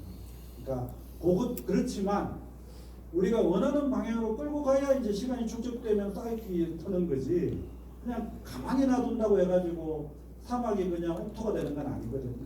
이제 저는 그게 주민자치 마을공동체 사회연대경제가 함께 그 얘기를 계속 해야 되고요. 특히 이제 공무원들이 그런 얘기를 계속 해줘야 되고 제도가 묶여져야 되고 이렇다고 생각합니다. 그리고 뭐 한업체가 계속하면 안 되는 거는 저도 당연히 그렇게 생각합니다. 바꿔야 되는데 그게 잘 안 바뀌어지는 이유가 있어요. 그러면 어쨌든 간에 저는 당사자들이 아까 말한 거 마을공동체 뭐 협의회, 주민자치협의회, 사회연대경제협의회들이 공동으로 저는 맞는 게 제일 좋다고 생각해요. 그런 식으로 저는 하면 좋을 것 같고, 세 번째 재생에너지는 아까 말했지만 모든 마을에 1마을 1재생에너지, 저는 그런 주장을 안 해요. 이거는 70년대 그 새마을운동 하는 때 얘기고 그 지역 주민들이 필요하면 하는 거예요. 그리고 이제 지금 이제 영농형 태양광 이런 얘기들도 하고 있는데, 만약에 그게 허용된다면 괜히 산에 비탈에 만들 거는 없는 것 같아요. 마을 부지 이런 데하고 그 다음에 조금 더 이제 저 산불로 들어간 마을들은 그 빈집들 막 생기잖아요. 그 빈집 뜯고 거기를 이제 공유부지로 만드는 그 농지은행 제도처럼 농촌 빈집은행 제도 같은 걸 만들어서 거기를 농촌관광지 주차장을 쓰는데 거기다가 이제 태양광을 까는 우리는 정말 창의적이고 혁신적인 많은 아이디어를 떠올릴 수 있습니다. 그래서 그게 이전에 그 태양광 그 실패한 거를 꼭 집어서 얘기하는 것보다 우리가 더 잘할 수 있는 것들을 세종 주민들이 마을 사람들이 합의해서 선택하면 되지 않을까 싶습니다. 한 분 질문 더 받고 마칠까요? 자, 우리 소장님 예. 그러니까 맨 마지막 페이지 맨 밑에 보면 그 순환형 지역 화폐하고 부여군 사례 이렇게 설명이 써 있는 게 있어요. 근데 아마 저희 세종시는 이제 여민전이라는 지역 화폐를 쓰고 있는데 이것하고 지금 부여군에서 실행하고 있는 순환형 지역 화폐가 어떻게 다른지 요거는 한번 좀 설명을 해주시는 게 좋을 것 같아서 저도 질문 하나 드리겠습니다. 그 이번에 요즘 이제 정부에서 지원하는 돈이 있잖아요. 15만 원하고 10만 원. 그거 한번 쓰고 나면 어떻게 돼요? 그냥 그 돈이 또 그대로 은행이나 카드에서로 가잖아요. 반바퀴 돌고 나가는 거예요. 그죠? 그러니까 정부에서 그 국비가 나오고 세종시 돈이 들어오지만 막상 우리가 세종시에 있는 어디 전통시장 가서 뭘 한 개 딱 사는 순간 그분은 그 돈을 쓰지만 돈은 역시 반바퀴 돌고 서울에 있는 어디 카드회사로 꽂혀버리는 거예요. 좀 아깝잖아요. 근데 이제 그래서 부여는 어떻게 했는가 하면 지역화폐를 만들 때 지역화폐를 쓰시는 첫 사람한테는 10%인가 이렇게 할인해 주는 거 들어가죠. 그런데 그걸 내가 받았잖아요. 이제 내가 장사하는 사람이에요. 내가 이제 치킨집 하는 사람이라서 그걸 받고 받아 보니까 한 300만 원씩 받았어요. 그러면 이제 일반적인 지역화폐는 이 돈을 가지고 이 화폐 받은 걸 가지고 은행 가서 현금으로 바꿔야 되는데 이 부여는 어떻게 나는가 하면 그걸 전부 다 자체 개발한 앱으로 연결을 시켜놨어요. B2B도 가능하게 돼요. 그래서 이분이 500만 원을 가지고 어딜 찾아가는가 하면 닭 파는 그 생닭 파는 집에 가서 200만 원치 닭을 주세요 하고 내가 받은 500만 원 중에 200만 원을 주면 3% 인센티브가 들어와요. 또 딴 데 가서 100만 원치 밀가루 주세요. 100만 원치 무 주세요. 하면 500만 원 쓰고 갖고 와서 다시 이걸 팔면 700만 원 또 지역화폐가 들어오는 거예요. 그래서 아까 말했죠. 지역순환경제는 뭐라고요? 돈이 일단 우리한테 들어오면 두세 바퀴 돌리고 내보낸다. 근데 지금까지 우리의 지역화폐나 지역사랑상품권은 반바퀴밖에 못 돌리게 설계가 되어 있는데 이 부여순환의 화폐는 2배, 3배까지 돌릴 수 있게 만들어놨다. 저는 그래서 만약에 여기 여민전이죠. 여민전도 저는 그렇게 설계하면 자 로컬푸드 와가지고 물건을 샀어요. 그죠? 그 돈을 갖고 가서 사람들이 야 우리 그 농사 지어가지고 돈 좀 벌었는데 우리 동네에 있는 카페 가서 우리 차 한잔 먹어볼까 해서 차 한잔 카페 가서 먹고 카페 주는 다시 와가지고 로컬푸드에서 물건 사가고 그 돈 갖고 가지고 또 다른 사람이 와서 이런 걸 우리가 지역화폐로 구현해낸다면 훨씬 좋지 않을까. 이거는 제가 부여군 스님하고 얘기를 해보니까 말만 잘하면 공짜로도 그 시스템을 줄 수 있대요. 다음에 꼭 저는 내년에 말만 잘해서 공짜로 말도 잘해서 공짜로 그 시스템을 갖고 와서 여민전에 붙이면 저는 여민전 2.0이 시작되지 않을까라고 생각합니다. 네. 딱 30분이 됐습니다. 저는 여기서 물러가도 되겠죠? 네, 감사합니다.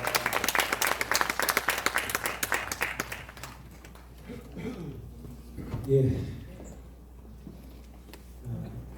굉장히 즐겁게 강연을 들으신 것 같은 거에 비해서는 굉장히 과묵한 날이에요.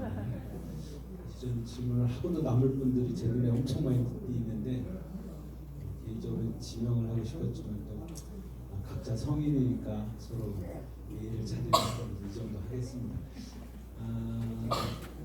저희 연구소가 제가 처음에 시작할 때도 말씀드렸지만 저희 연구소는 이제 한국 민주주의가 자유와 평등뿐만 아니라 연대 가치, 연대 정신 볼륨을 좀 키워야 된다라는 취지로 그동안 한 3년여 이런 활동을 해오고 있습니다. 저희가 고민하는 얘기에 가장 현실적인 얘기를 오늘 좀 해주신 것 같다. 개인적으로 굉장히 저는 우리 조일봉 선생님한테 아주 감사드리고요.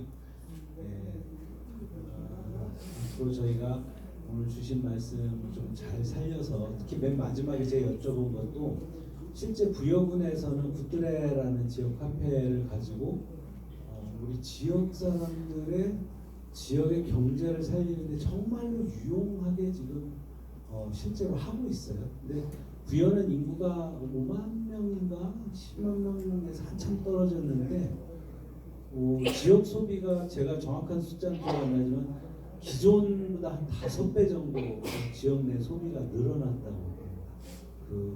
우리랑 비슷하게 지역 카페를 시작을 했는데, 그러니까 우리가 충분히 배울 점이 있는 실제 사례다 생각하고요. 우리 김기태 소장님 어디 멀리 못 가시도록 우리가 좀 잘 아껴야 되겠습니다. 이제 다 끝났고요. 아까 잠깐 말씀드렸지만 저희 디프리는 크라운 호프라고 여기서 나가셔서 약간 위로 올라가면 왼쪽에 있는 데니까 가급적 시간 되시는 분들은 잠깐이라도 말씀 좀 나누고 가시고요. 저희가 대부분 증빙 사진을 좀 찍는데 저희가 현수막을 따로 안 만들어 가지고 이게 나와야 되거든요, 우리가. 그래서 번거로우시지만 잠깐만 앞으로 좀 나오셔서 같이 사진 한 장 찍고 이동하도록 하겠습니다. 네, 오늘도 고맙습니다.